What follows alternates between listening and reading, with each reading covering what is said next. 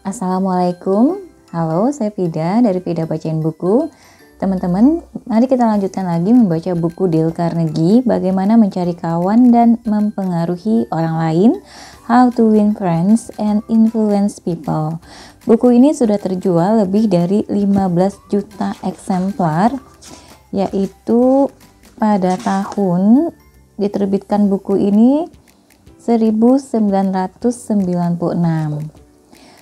Bagaimana mencari kawan dan mempengaruhi orang lain. 10 hal yang buku ini lakukan untuk Anda, mengeluarkan Anda dari kebiasaan mental yang buruk, memberi Anda gagasan baru, visi baru, ambisi baru. Lalu, membuat Anda mudah dan cepat berkawan. 3. Meningkatkan popularitas Anda. 4. Memikat orang mengikuti cara berpikir Anda. 5. Meningkatkan pengaruh, prestis, kemampuan Anda untuk menyelesaikan segala sesuatu. 6. Memungkinkan Anda memperoleh klien dan pelanggan baru. 7. Meningkatkan kemampuan Anda dalam memperoleh penghasilan yang lebih besar. 8. Menjadikan Anda wiraniaga, manajer, atau eksekutif yang lebih baik. 9. Menjadikan Anda pembicara yang lebih baik dan lebih menyenangkan. 10. Membangkitkan antusiasme di antara rekan usaha. Bagaimana mencari kawan dan mempengaruhi orang lain telah mengerjakan semua hal di atas untuk lebih dari 15 juta pembaca dalam 37 bahasa. Sekarang kita masuk ke bab 4. Bismillahirrahmanirrahim.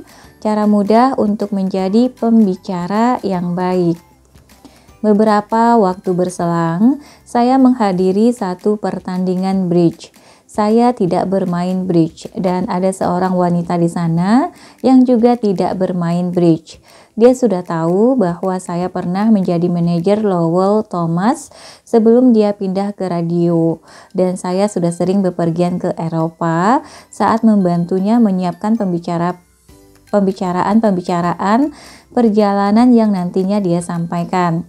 Maka wanita itu berkata, "Oh Tuan Carnegie, saya ingin sekali Anda menceritakan pada saya tentang semua tempat luar biasa yang sudah Anda kunjungi, juga tentang pemandangan yang sudah Anda nikmati." Tatkala kami duduk di sofa, dia mengatakan bahwa dia dan suaminya baru-baru ini baru kembali dari perjalanan ke Afrika. "Afrika," saya berseru, "sungguh menyenangkan. Saya sudah lama ingin sekali melihat Afrika, tapi saya tidak pernah sampai ke sana kecuali sekali selama 24 jam tinggal di Aljazair. Ceritakan pada saya, apakah Anda berkunjung ke negara yang menakjubkan itu?" "Ya." "Beruntung sekali, saya iri pada Anda. Ceritakan pada saya tentang Afrika." Antusiasme saya telah membuatnya berbicara selama 45 menit. Dia tidak pernah lagi menanyakan kepada saya dari mana atau apa yang sudah saya lihat. Dia tidak ingin saya bercerita tentang perjalanan saya. Apa yang dia inginkan adalah pendengar yang berminat pada kisahnya. Maka dia bisa memperluas keakuannya dengan menceritakan tempat-tempat yang sudah ia kunjungi. Apakah dia aneh? Tidak. Banyak orang seperti itu. Misalnya, saya berjumpa dengan seorang ahli tumbuh-tumbuhan yang terkenal di sebuah pesta santap malam yang diadakan sebuah penerbit New York. Saya belum pernah sebelumnya berbincang-bincang dengan seorang ahli tumbuh-tumbuhan, dan saya mendapatkan orang itu sangat menyenangkan. Saya duduk di pinggir kursi saya dan mendengarkan dengan berminat ketika dia berbicara tentang kehidupan tumbuhan eksotik. Juga pengalaman dalam mengembangkan bentuk-bentuk baru dari tanaman dan kebun dalam rumah. Dan dia bahkan menceritakan pada saya fakta-fakta mengagumkan mengenai kentang yang rendah hati. Saya sendiri mempunyai kebun dalam rumah, dan dia cukup baik untuk menyampaikan pada saya cara memecahkan beberapa masalah saya. Seperti yang sudah saya singgung, kami berada pada sebuah pesta santap malam. Pasti ada lusinan tamu lain, tapi saya mengabaikan semua bentuk keramahan lainnya, mengabaikan semua yang lainnya, dan saya berbicara selama berjam-jam dengan ahli tumbuh-tumbuhan itu. Saat tengah malam tiba, saya mengucapkan selamat malam pada setiap orang dan pulang. Sang ahli tumbuh-tumbuhan kemudian berpaling kepada tuan rumah kami dan memberi beberapa pujian yang menyanjung. Saya membangkitkan semangat. Saya begini dan saya begitu. Kemudian dia menutupnya dengan mengatakan bahwa saya seorang pembicara yang paling menyenangkan. Seorang pembicara yang menyenangkan? Mengapa?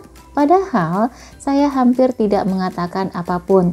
Saya tidak bisa mengucapkan apapun kalaupun saya ingin melakukannya tanpa mengganti subjeknya. Karena saya tidak mengerti lebih banyak tentang ilmu tumbuh-tumbuhan daripada yang saya tahu tentang anatomi seekor penguin. Tapi saya telah melakukan hal ini, yaitu saya telah mendengarkan dengan penuh perhatian. Saya sudah mendengarkan karena saya sungguh-sungguh tertarik, dan dia merasakan hal itu. Memang sudah sewajarnya. Hal itu menyenangkan. Mendengarkan semacam itu adalah pujian tertinggi yang bisa kita berikan kepada siapapun. Hanya sedikit manusia, tulis Jack Woodford dalam Stranger in Love. Hanya sedikit manusia yang bertahan terhadap sanjungan yang tersirat dari perhatian yang penuh. Saya bahkan menginginkan lebih jauh lagi daripada sekadar memberinya perhatian penuh. Saya tulus dalam penerimaan saya dan murah hati dalam memberi penghargaan. Saya sampaikan padanya kalau saya sudah sangat terhibur dan diberi petunjuk dengan pembicaraannya, dan memang demikian. Saya katakan padanya kalau saja saya mempunyai pengetahuan seperti miliknya, saya senang sekali, dan memang begitu. Saya katakan bahwa saya akan senang sekali berkeliling melihat kebun dengannya, dan saya mendapat kesempatan itu.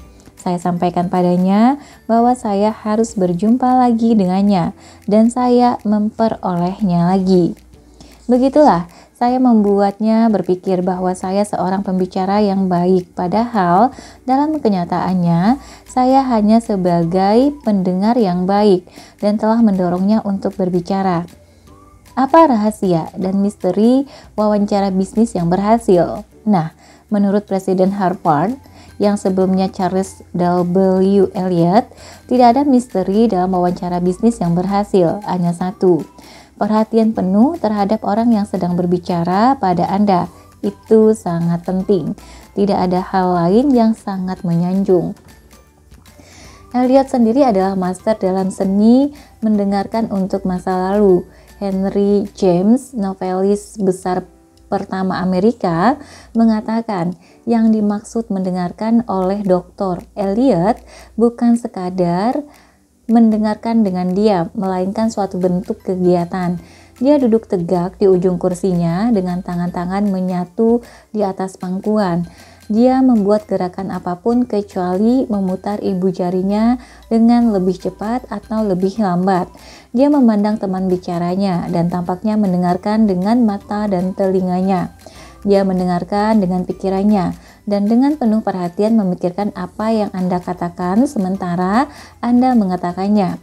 Pada akhir wawancara, orang yang sudah berbicara dengannya merasa bahwa dia mengerti apa yang disampaikannya. Anda tidak perlu belajar selama 4 tahun di Harvard untuk menemukannya.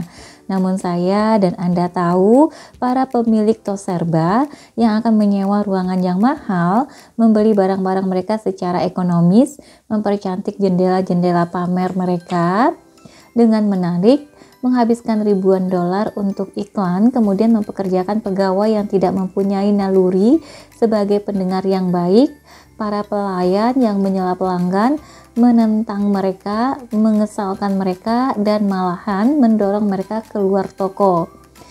Sebuah toserba di Chicago nyaris kehilangan seorang pelanggan tetap mereka yang biasanya menghabiskan beberapa ribu dolar setiap tahun di toko itu. Karena seorang pelayan toko tidak bersedia mendengarkan. Nyonya Henrietta Douglas yang ikut dalam kursus kami di Chicago. telah membeli sebuah mantel saat ada obral khusus. Ketika dia membawanya pulang, ternyata dia memperhatikan ada robekan di jahitannya. Esok harinya dia kembali dan minta pelayan toko itu untuk menggantinya. Namun pelayan itu menolak, bahkan menolak untuk mendengar keluhannya. Anda membelinya saat obral khusus, ujarnya. Dia menunjuk ke tanda di dinding. Baca itu, serunya. Semua barang obral tidak dapat dikembalikan. Begitu Anda membelinya, Anda harus menyimpannya. Jahit sendiri robekan itu. Tapi ini barang yang rusak, keluh Nyonya Douglas. Tidak ada bedanya, sela si pelayan. Tidak dapat berarti tidak. Nyonya Douglas baru saja hendak berjalan keluar dengan sangat marah, bersumpah untuk tidak akan pernah kembali lagi ke toko itu. Saat itulah dia ditegur oleh manajer toko itu yang sudah kenal dengannya karena bertahun-tahun berbelanja di sana. Nyonya Douglas menceritakan kepadanya apa yang sudah terjadi. Sang manajer mendengar dengan penuh perhatian seluruh cerita itu, memeriksa mantel itu dan berkata, obral khusus memang tidak dapat dikembalikan sehingga kami bisa menghabiskan semua barang pada musimnya. Namun, peraturan tidak bisa dikembalikan ini tidak diterapkan untuk barang-barang yang rusak. Kami pasti akan memperbaiki atau mengganti jahitan ini. Atau kalau Anda lebih suka, kami akan memberi kembali uang Anda. Betapa berbedanya perlakuan tersebut. Kalau manajer itu tidak berada di sana dan mendengarkan pelanggannya, satu pelanggan lama toko itu bisa hilang selamanya. Mendengarkan sama pentingnya untuk kehidupan rumah tangga dan dunia bisnis. Millie Esposito dari Croton-on-Hudson, New York, membiasakan diri mendengarkan dengan cermat ketika salah seorang anaknya ingin berbicara dengannya. Suatu malam, dia sedang duduk di dapur bersama putranya, Robert. Dan setelah satu diskusi singkat tentang sesuatu yang ada dalam pikiran anaknya, Robert berkata, "Bu, saya tahu kalau ibu sangat mencintai saya." Nyonya Esposito begitu tersentuh mendengar itu dan berkata, "Sudah pasti, ibu sangat mencintaimu. Kau meragukannya?" Robert menjawab, "Tidak. Tetapi saya tahu kalau ibu sungguh-sungguh mencintai saya, karena setiap kali saya ingin bicara tentang sesuatu, ibu akan menghentikan apapun yang sedang ibu kerjakan dan mendengarkan saya." Orang yang suka sekali mengeluh, bahkan tukang kritik paling kejam, seringkali akan menjadi lembut, lunak di depan seorang pendengar yang sabar dan simpatik. Pendengar yang akan berdiam diri ketika si pemberang yang selalu mencari kesalahan mendesis seperti ular kobra dan menyemprotkan racunnya. Untuk menjelaskannya, beberapa tahun berselang perusahaan telepon New York dihadapkan dengan satu masalah di mana mereka harus berurusan dengan salah satu pelanggan paling keji yang pernah mengutuk wakil pelayanan pelanggan, dan dia benar-benar menyumpah, dia mengomel, dia mengancam hendak mencabut telepon ke akar-akarnya. Dia menolak membayar sebuah rekening yang dia bilang keliru. Dia menulis surat-surat kepada koran-koran. Dia mengajukan keluhan dalam jumlah tak terbilang yang dikirimkan kepada Komisi Pelayanan Masyarakat, dan dia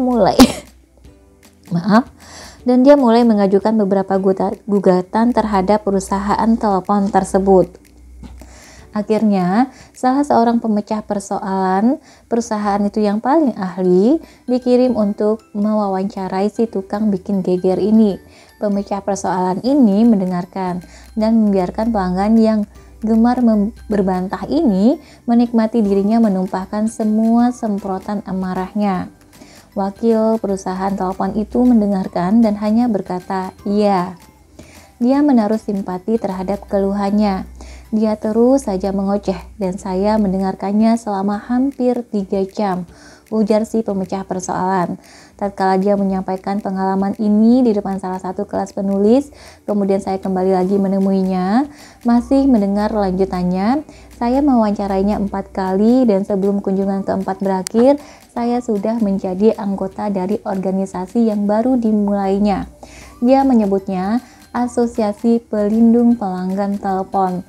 Sampai kini saya masih sebagai anggota organisasi ini, dan sepanjang pengetahuan saya, sayalah satu-satunya anggota organisasi itu di dunia ini, di samping Tuan. Saya mendengarkan dan menaruh simpati padanya pada setiap hal yang dia ajukan selama beberapa kali wawancara ini. Dia tidak pernah berhasil memperoleh seorang wakil dari pihak telepon yang mau bicara dengannya seperti itu sebelumnya. Dan karena itu, dia hampir menjadi ramah. Alasan yang membuat saya datang mengunjunginya bahkan tidak disinggung dalam kunjungan yang pertama, juga tidak untuk kunjungan kedua dan ketiga. Namun pada kunjungan keempat, saya menutup kasus itu sepenuhnya. Dia membayar penuh semua rekeningnya, dan untuk pertama kalinya dalam sejarah kesulitan dengan perusahaan telepon, dia dengan sukarela menarik keluhan-keluhannya dari Komisi Pelayanan Masyarakat. Tidak ragu lagi Tuan, telah menganggap dirinya sendiri seorang pejuang suci yang mempertahankan hak umum terhadap eksploitasi yang tidak berperasaan. Namun dalam kenyataannya, apa yang sebenarnya dibutuhkannya hanya satu perasaan penting. Mulanya, dia memperoleh perasaan penting ini dari mengkritik dan mengeluh. Tapi begitu dia dapat perasaan penting ini dari seorang wakil perusahaan itu, keluhan khayal itu lenyap ditelan udara. Suatu pagi, bertahun-tahun berselang, seorang pelanggan yang marah bergegas masuk ke kantor Julian F. Detmer, pendiri Detmer Woolen Company, perusahaan yang selanjutnya menjadi distributor bahan wool terbesar di dunia kepada perniagaan usaha jahitan. Lelaki ini berutang pada kami sejumlah kecil uang. Detmer menjelaskannya kepada saya. Pelanggan itu menyangkalnya, tapi kami tahu bahwa dia bersalah. Maka departemen kredit kami telah memaksanya untuk membayar. Setelah mendapat sejumlah surat dari departemen kredit kami, dia segera saja berkemas berangkat ke Chicago dan menghambur masuk ke kantor saya untuk memberitahu langsung pada saya bahwa bukan hanya dia tidak akan membayar uang itu, bahkan dia juga tidak akan pernah membayar $1 pun dari barang-barang Detmer Woolen Company. Saya mendengarkan dengan sabar semua yang ingin disampaikannya. Saya ingin sekali menyela, tapi saya sadar itu tidak bijaksana. Maka saya biarkan dia berbicara sendiri. Tatkala akhirnya dia mereda dan mulai masuk dalam suasana hati yang bisa menerima, saya berkata dengan perlahan, "Saya ingin berterima kasih karena Anda sudah datang ke Chicago untuk menyampaikan pada saya tentang hal ini. Anda telah banyak membantu saya. Karena kalau departemen kredit kami telah membuat Anda kesal, hal itu mungkin juga akan mengganggu pelanggan kami yang lain. Dan jelas itu bisa jadi sangat buruk. Percayalah, saya malahan jauh lebih ingin mendengar hal ini daripada keinginan Anda sendiri menyampaikannya. Itu adalah hal terakhir di dunia yang dia harapkan mendengarnya dari mulut saya. Saya kira dia sedikit kecewa karena dia telah datang ke Chicago untuk menyampaikan pada saya 1 atau 2 hal, namun kini saya malah berterima kasih padanya, bukannya berkelahi dengannya. Saya meyakinkannya bahwa kami akan menghapus tagihan itu dan melupakannya, karena saya tahu dia seorang lelaki yang sangat hati-hati dengan hanya 1 rekening yang diurusnya. Padahal para pegawai kami harus mengurus ribuan. Karena itu, dia cenderung lebih sedikit membuat kesalahan daripada kami. Saya katakan kepadanya bahwa saya sungguh mengerti bagaimana perasaannya dan bahwa kalau saya berada dalam posisinya, saya sudah pasti juga akan bertindak persis seperti yang dilakukannya. Karena dia tidak akan membeli apapun lagi dari kami. Saya memberi saran beberapa toko wool yang lain. Sebelumnya, kami sudah biasa santap siang bersama apabila dia datang ke Chicago. Maka saya mengundangnya untuk bersantap siang dengan saya hari ini.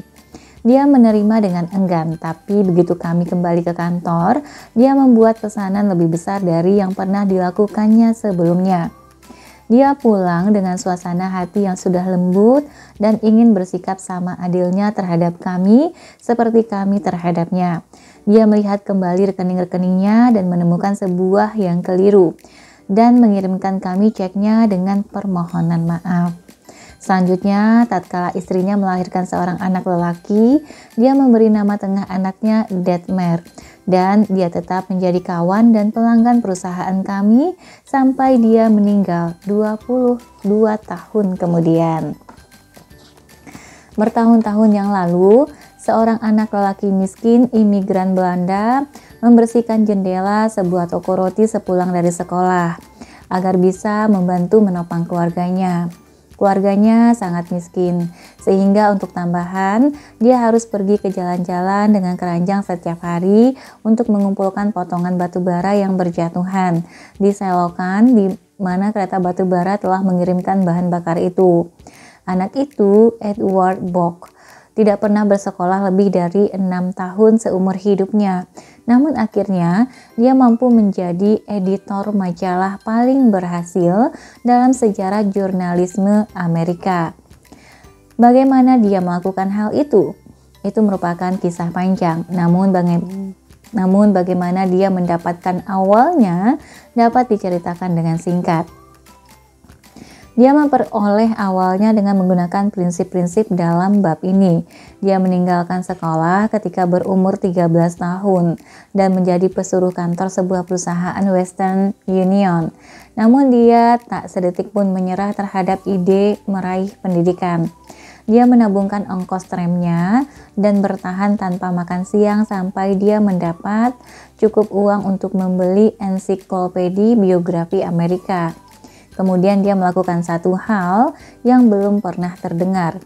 Dia membaca kehidupan orang-orang terkenal dan menulis kepada mereka, meminta tambahan informasi tentang masa kecil mereka. Dia adalah seorang pendengar yang baik. Dia meminta orang-orang terkenal itu untuk menceritakan kepadanya lebih banyak tentang diri mereka sendiri. Dia menulis kepada Jenderal James A. Garfield yang saat itu mencalonkan diri sebagai presiden. Dia menanyakan apakah benar bahwa Jenderal Garfield dulunya bekerja di kapal tunda di sebuah kanal, dan Garfield menjawabnya. Dia menulis surat pada Jenderal Grant, menanyakan tentang satu pertempuran tertentu, dan Grant menggambarkan sebuah peta untuknya dan mengundang anak yang berusia 14 tahun ini untuk bersantap malam bersamanya, lalu melewatkan malam itu berbincang-bincang dengannya. Segera saja bocah kurir Western Union kita ini berkoresponden dengan banyak orang-orang paling terkenal di negara ini. Ralph Waldo Emerson, Oliver Wendell Holmes, Longfellow, Nyonya Abraham Lincoln, Louisa May Alcott, Jenderal Sherman, dan Jefferson Davis. Dia tidak hanya berkoresponden dengan orang-orang terkenal ini, tetapi begitu dia mendapat liburan, dia mengunjungi banyak dari mereka dan menjadi tamu yang disambut hangat di rumah mereka. Pengalaman ini melimpahinya dengan rasa percaya diri yang tak ternilai harganya. Para lelaki dan wanita ini menyalakannya dengan satu visi dan ambisi yang membentuk hidupnya, dan semua ini biarkan saya mengulangnya menjadi mungkin terjadi sepenuhnya karena penerapan prinsip-prinsip yang sedang kita bahas ini di sini. Isaac F. Marcosson, seorang jurnalis yang mewawancarai ratusan selebriti, menyatakan bahwa banyak orang yang gagal dalam membuat kesan yang menyenangkan karena mereka tidak mendengarkan dengan penuh perhatian. Perhatian mereka telah begitu tersita dengan apa yang akan mereka ucapkan selanjutnya, sehingga mereka tidak memasang telinga. Orang-orang yang sangat penting telah menyampaikan pada saya bahwa mereka lebih suka kepada pendengar yang baik dibandingkan dengan pembicara yang baik. Namun kemampuan untuk mendengarkan tampaknya lebih jarang dimiliki dibandingkan dengan hampir semua ciri baik lainnya. Dan tidak hanya para tokoh yang penting yang sangat suka pada pendengar yang baik, tetapi orang biasa juga demikian. Seperti yang pernah diulas Reader's Digest, banyak orang mendatangi seorang dokter, padahal yang mereka butuhkan adalah seorang pendengar. Selama masa-masa kelam Perang Saudara, Lincoln menulis kepada seorang sobat lama di Springfield, Illinois, memintanya agar datang menjumpainya di Washington. Lincoln memberitahu bahwa dia mempunyai beberapa masalah yang ingin dibahasnya bersamanya. Tetangga lama itu tiba di Gedung Putih dan Lincoln berbicara dengannya selama berjam-jam tentang kebijaksanaan mengeluarkan proklamasi untuk membebaskan para budak. Lincoln menelusuri semua argumen dari mereka yang setuju dan tidak untuk gerakan tersebut. Kemudian dia membaca surat-surat dan artikel surat kabar yang sebagian mencelanya karena membebaskan para budak dan sebagian yang lainnya mencelanya karena takut ia membebaskan para budak.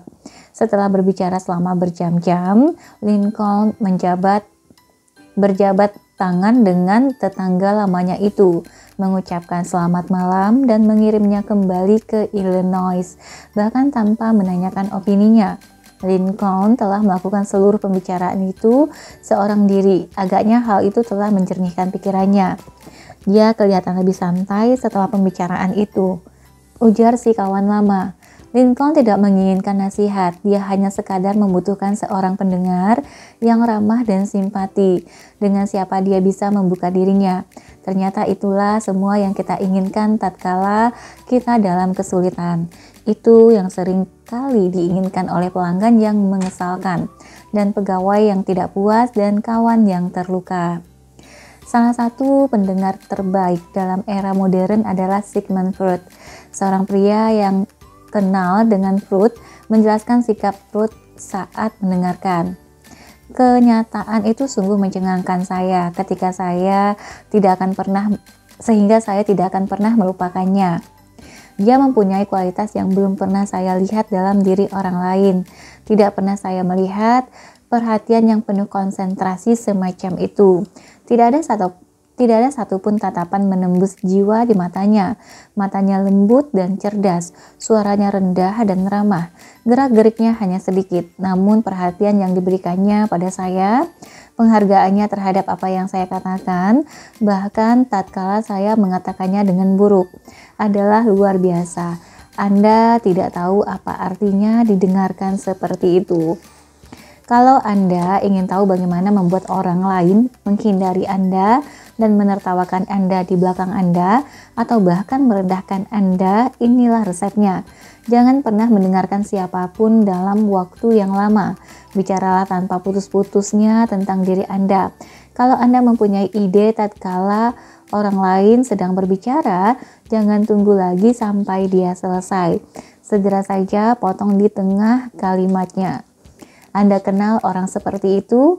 Sayang sekali saya kenal, dan yang mencengangkan sebagian dari mereka adalah orang terkenal. Membosankan? Ya, begitulah mereka. Orang membosankan yang mabuk dengan kepentingan diri mereka sendiri, mabuk dalam rasa penting mereka sendiri.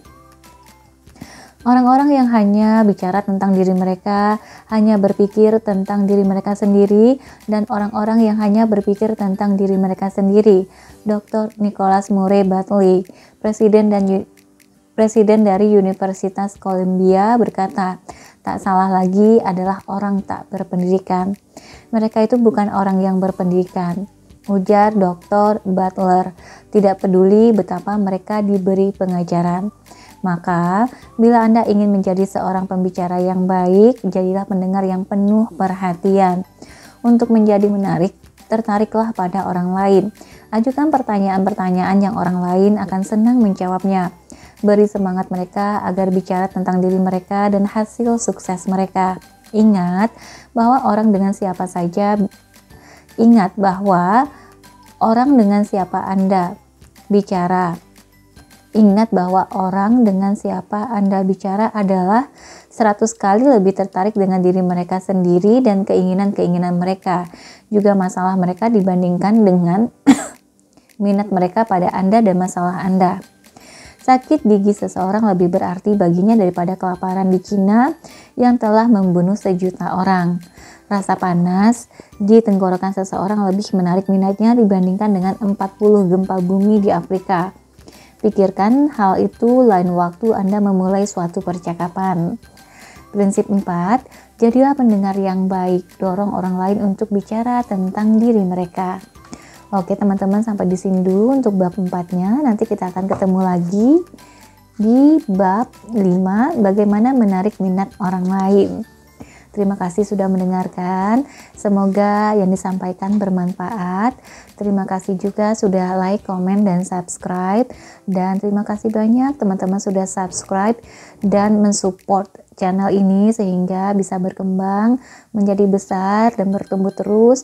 Semoga bisa bertumbuh terus dan bermanfaat bagi kita semua, anak-anak kita, bahkan cucu-cucu kita kelak nanti. Dan semoga bisa menjadi amal ibadah buat kita.